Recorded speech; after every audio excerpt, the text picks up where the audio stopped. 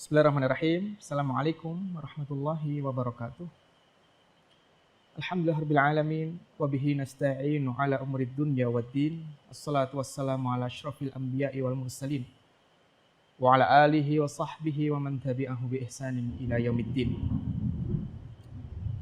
Rabbana zidna ilma warzuqna fahma wa arinal haqqa haqqan warzuqna ittiba'ah wa arinal batila batilan warzuqna ijtinabah. Amma ba'du, saudara sekalian yang dimuliakan Allah Subhanahu wa taala. Seorang penyair mengatakan, wa kaifa yudraku ma fil ghaibi min hadatsin man lam yazal bi ghururil 'aisy yankhadi'u.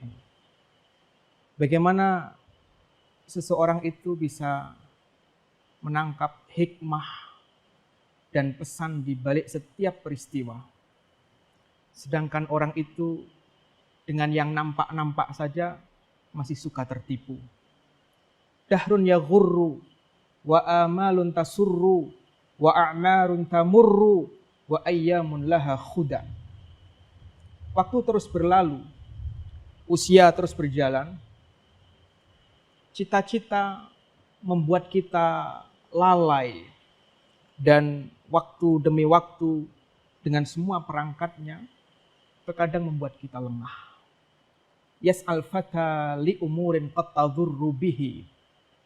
Terkadang kita berjalan menempuh satu cita-cita dan kita semangat untuk menuju kepadanya, tapi ternyata jalan itu menghantarkan kita pada sesuatu yang membahayakan kita. Kenapa?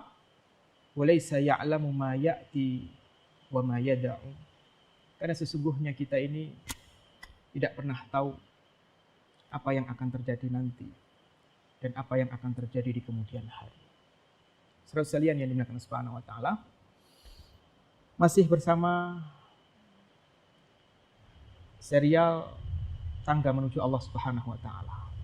Dan ini adalah halqah yang keempat, dan kita akan membahas tangga yang ketiga.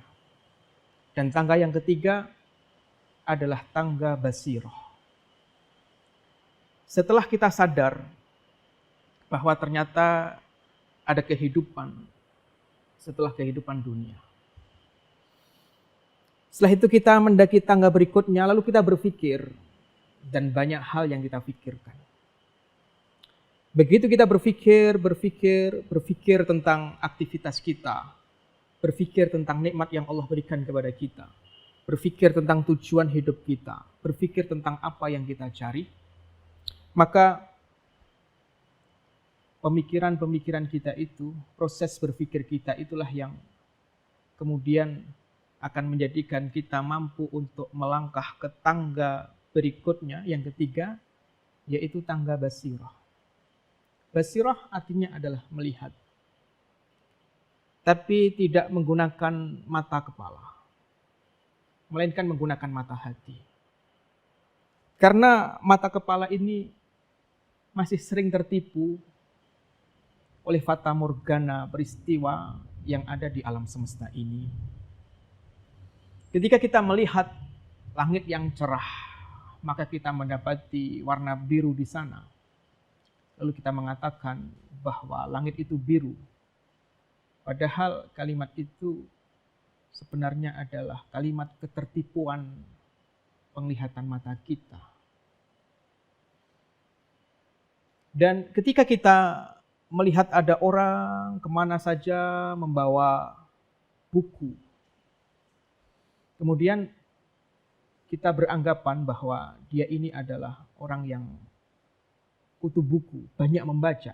Padahal terkadang kenyataannya tidak seperti itu.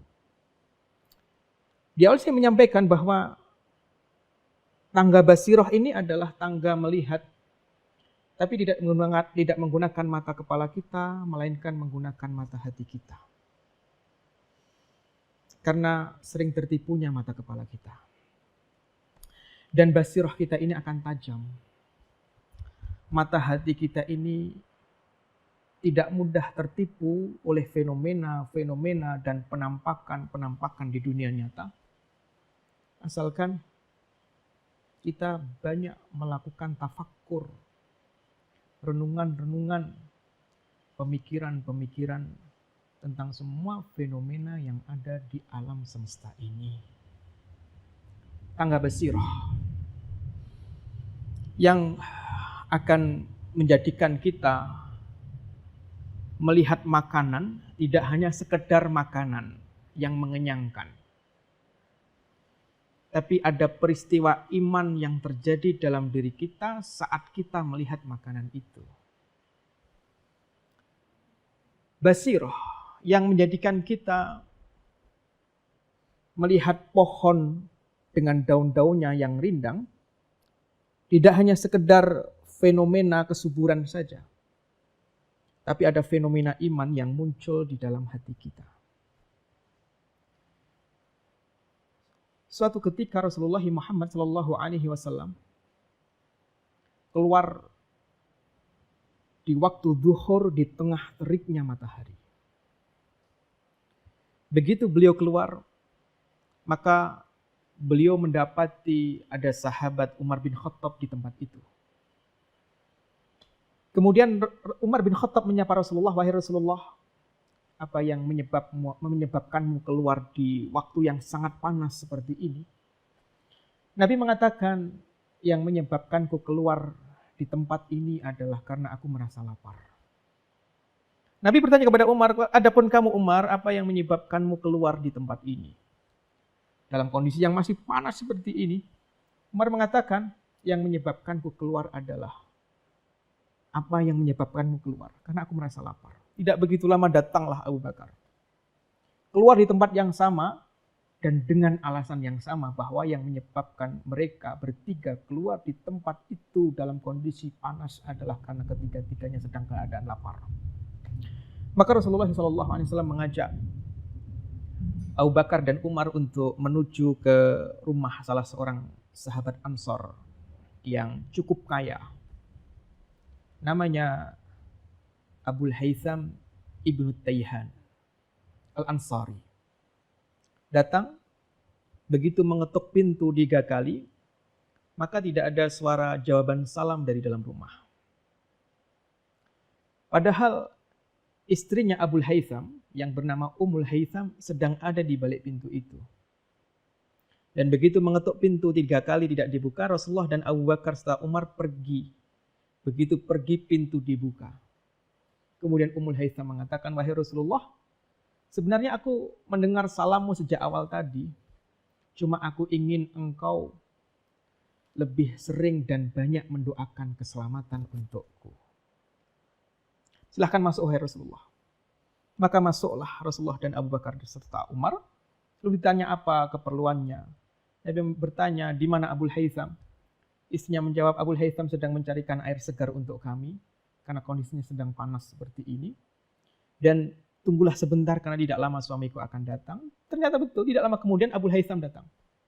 Begitu datang maka Abul Haytham mengatakan, "Hari ini tidak ada orang yang lebih mulia melebihi aku.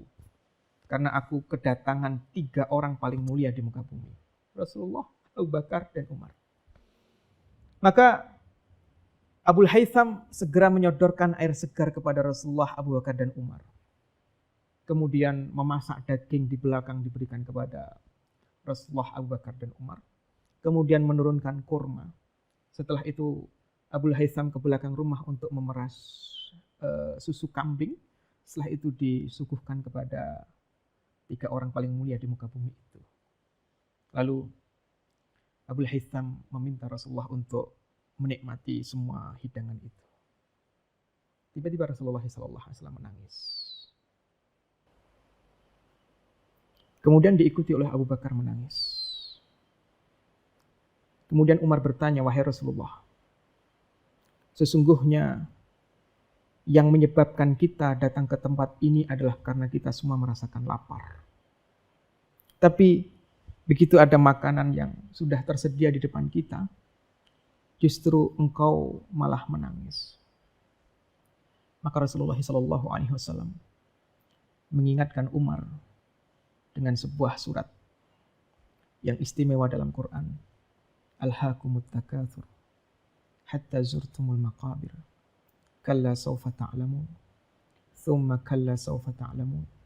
kalla law ta'lamuna ilmal yaqin latarawunnal jahim thumma latarawunnaha 'ainal yaqin. Ayat terakhir, ayat 8 yang ingin Nabi sampaikan kepada Abu Bakar dan Umar. Tsumma latus'alunna yauma idzin 'anin na'im. Nanti kamu akan ditanya oleh Allah, dimintai pertanggungjawaban atas semua kenikmatan ini. Rasulullah ingin mengajarkan kepada kita bahwa melihat sesuatu itu tidak cukup hanya dengan menggunakan kedua mata kita, tapi harus memaknainya dengan pandangan mata hati kita agar menimbulkan fenomena iman di dalam hati kita. Yang dilihat susu, air yang segar, kurma yang manis, kemudian daging yang lezat dan nikmat. Yang dilihat oleh mata kita. Tapi yang dilihat oleh mata hati Rasulullah SAW adalah fenomena hisab. Bahwa semua yang ada di depan ini nanti ada hisabnya di yaumil akhir. Disitulah basirah. Dan basirah akan Allah berikan kepada orang yang meluangkan waktunya untuk banyak merenung dan berpikir tentang ayat-ayat dan fenomena-fenomena peristiwa yang itu menjadi bagian dari tanda kekuasaan Allah yang ada di muka bumi.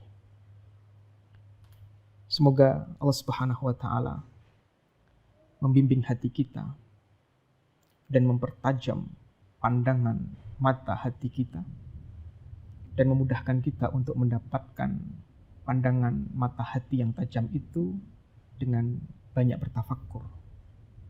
Dan insya Allah kita akan lanjutkan di episode berikutnya tentang tangga menuju Allah Subhanahu wa taala. Semoga bermanfaat. Hadanallahu iyyakum ajma'in. Assalamualaikum warahmatullahi wabarakatuh.